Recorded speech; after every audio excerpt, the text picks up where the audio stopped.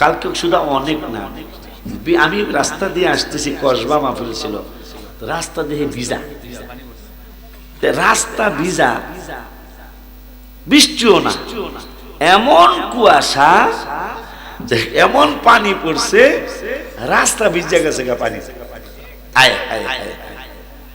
আজকে তো এখনো পরে নেই নাকি না? তা আপনারা আমার লগে থাকবেন কিছুক্ষণ, আসেন না কিছুক্ষণ, আর সারা রাত ঠাউন লাগবো না, 12টা পর্যন্ত থাকতে পারলেই আলহামদুলিল্লাহ। হ্যাঁ রাব্বি, তুমি আমার কাছে এসে দাঁড়াও, আমার কাছে এসে বসো। আব্বাজানরে আমার, তাইলে ইয়া আইয়ুহাল্লাযীনা আমানু, অলরেডি আমার যে কয়টা মুখস্থ আছে, মুখস্থ কয়টা 7টা, কয়টা পাইলাম? এত কাজ, এত কথা ইমানদারের ব্যাপারে, কিন্তু খালি নবীর ব্যাপারে 7 জায়গায় আমি পাইছি না, পাইছি তো আর অনেক জায়গায়, মনে আছে 7 জায়গায়, 7 জায়গাটা কইয়া দিলাম। তাইলে নবী কি জিনিস, আল্লাহ এতবার ইমানদারদেরকে নবী চিনাইতে চায়, কারণ আছে না? কথা কয় না, কারণ আছে না? কারণটা কি রে বাবা? আমার নবীজি বললেন, আল্লাহ নূহ নবীর উম্মতদেরকে তুমি ধ্বংস করে দিয়েছো, আল্লাহ তোমার বদদুয়ায়, নূহ নবীর বদদুয়ায় ম্যাক্সিমাম তুমি ধ্বংস করে দিয়েছো আল্লাহ।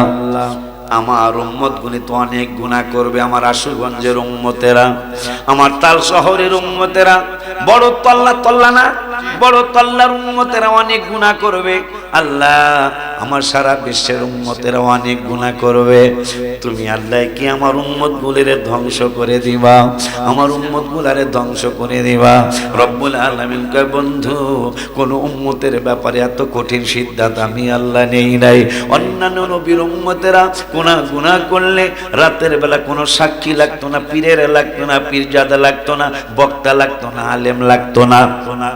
রাতের বেলা যদি কোনো গুনাহ করত, ওই গুনাহটা দরজার মধ্যে সকাল হওয়ার আগেই আমি আল্লাহ দরজার মধ্যে লিখে দিতাম, এই ঘরের লোকটা এই গুনাহ করেছে। তাদের কারো হাতের কবজি কাটা যাইতো, কারো কোনি পর্যন্ত কাটা যাইতো, কারো কাঁধ পর্যন্ত হাত কাটা যাইতো। কিন্তু আপনার উম্মতের ব্যাপারে আমি রব্বুল আলামিন সিদ্ধান্ত নিয়ে রেখেছি, এরা গুনাহ করবে। ফজরের সময় গুনাহ করেছে, যোহর পর্যন্ত বাম পাশের ফেরেশতারা বারবার ডান পাশের ফেরেশতারে বলে, একটু হুকুম দেন, আমি লেখা ফেলাই, এই পাগলাই তো গুনাহ করেছে।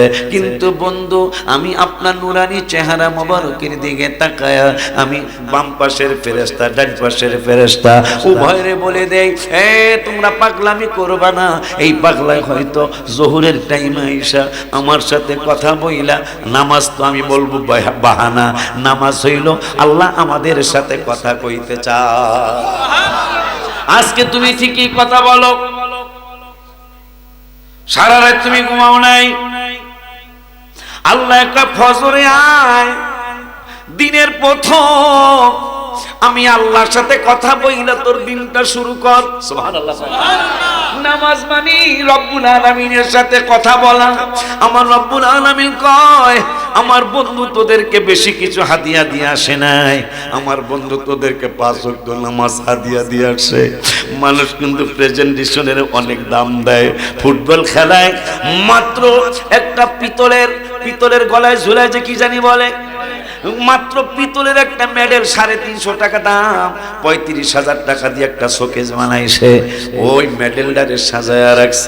স্ত্রী কয় শাশুড়ির কাছে বিচার দেখ, আপনার পোলা একটা পাগল। কয় কেমনে আমার পোলা পাগল? তুই তো পাগলের কাছে বিয়া বইছ। কয় পাগল কেমন পাগল দেখেন। আমি জিগাইলাম মেডেলটার দাম কত? আপনার পোলাই কইল 350 টাকা। অথচ মেডেলটারে সাজায়া রাখার জন্য একটা শোকেস বানাইছে 35,000 টাকা দিয়া।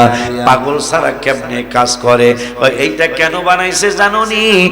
কেন বানাইছে? রাইখা দিন, ছেলে হবে মেয়ে হবে, এই পাগলাতে একদিন মারা যাবে, ছেলেরা দেখবে স্বর্ণের মেডেল, কি বলে পিতলের মেডেল, বুঝবে আমার বাবা বড় ভালো একদম আজব খেলোয়াড়, বাবাই আজব খেলোয়াড়, চমৎকার খেলোয়াড়, কর্নার মারছে, নেইমারের হেড দেওয়া লাগে নাই। কথা পায় না বেটা। বাবা আবার মেডেলের নিচে লেখা রাখছে কর্নার মেরেছিলাম, মেসি হেড মাইরা জালে ঢুকাইছে, আমারটা লাগে নাই। নেইমার বেহাসা হইয়া কথা কয় না, বেহাসা হইয়া হেড মারছে, জালের মধ্যে বল ঢুকছে, আমারটা সেইটা লাগে নাই। পুত আমি একদিন মারা যাব, মেয়ে আমি একদিন মারা যাব। তোমার বাবা কেমন বড় খেলোয়াড় ছিল দেখো, আমি কর্নার মেরেছিলাম, হেড লাগে নাই, হেড ছাড়া বল পায়ে পায়ে পা ছাড়া মাথা ছাড়া এক কিকেই জালের মধ্যে ঢুকে গেছে। প্রেজেন্টেশন রে মানুষ এত দাম দেয়। নামাজ হইল আমার হাবিবের উম্মতের জন্য প্রেজেন্টেশন, মারহাবা কি জোরে বলা যায় না? আমার আল্লাহ হাদিয়া দিলেন, রব্বুল আলামিন হাদিয়া দিয়া বললেন, বন্ধু আমি আপনার উম্মতের সাথে কথা বলতে চাই। আমার নূরের নবী কয় কেমনে কথা কইবেন? এদেরকে কি আপনি অ্যান্ড্রয়েড মোবাইল দিবেন?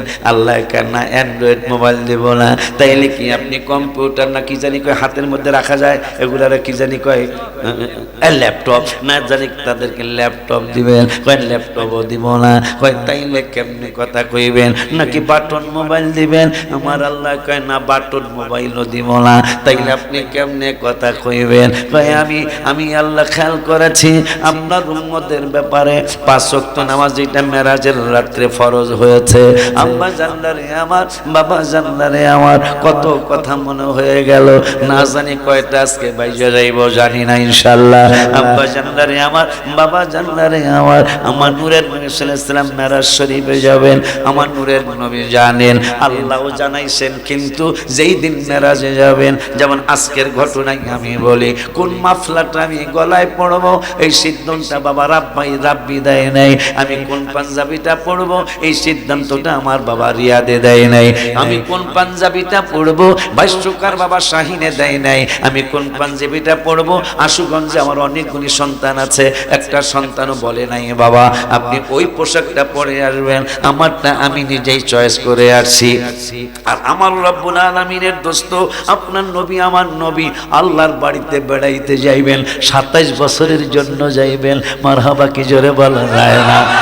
27 বছরের জন্য যাইবেন, পোশাক কয়টা লইব? মাত্র 17 দিন ওর হোটেলে আল্লাহ রাখলেন, ইনশাআল্লাহ আমি থাকার চেষ্টা করব ইনশাআল্লাহ। 17 দিনের জন্য 5টা 6টা পাঞ্জাবি, পাগড়ি নেই 2 থেকে 3টা, এরপরে গেঞ্জি নেই 4-5টা, এইভাবে অনেকগুলো নিয়ে যে আমার স্ত্রী যাবেন, আমার ছেলে মেয়েগুলাও ইনশাআল্লাহ যাবেন। প্রত্যেক রোজায় ওদেরকে নিয়ে যাওয়ার চেষ্টা করি, কারণ নবীজি বলেছেন রমজান মাসে উমরা করা আমি হাবিবের সাথে হজ করা। এই জন্য নিয়ত করছি আল্লাহ তৌফিক অন্তত এতটুকু চাই, 20 তলা বিল্ডিং না বানাইতে দাও, কিন্তু তোমার দরবারে তোমার বন্ধুর দরবারে রোজা আমারে যাইতে দিবা। নবীজির সাথে হজ করা যদি একদিন দেখতে হালাই, হায় হায় বড়তল্লা দিয়ে এক পোলায় আটতেছে, উপরের দিকে চাকায় তাল শহরের বাজারে। তাই মানুষ আসে না সব, অনেকে তো আবার ট্যালেন্ট,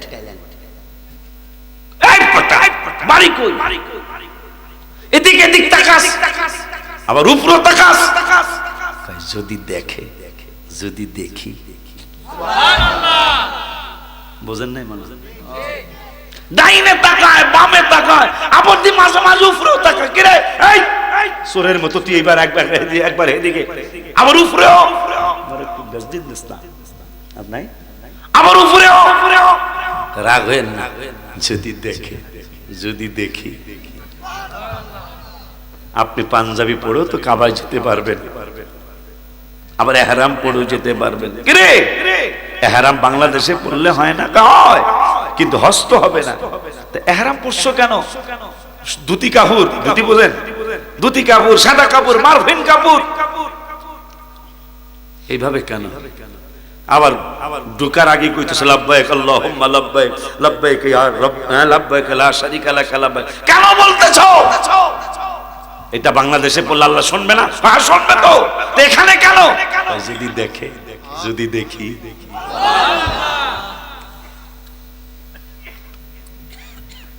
যদি দেখে, যদি দেখি। এই জন্য বাংলাদেশে তো ডাকছি, কাবায় আইসাও ডাকতেছি, মারহাবা জোরে কয় না? আব্বা জানলারে আমার, আমার মায়ের নবী, নূরের নবী আল্লাহর বাড়িতে যাবেন,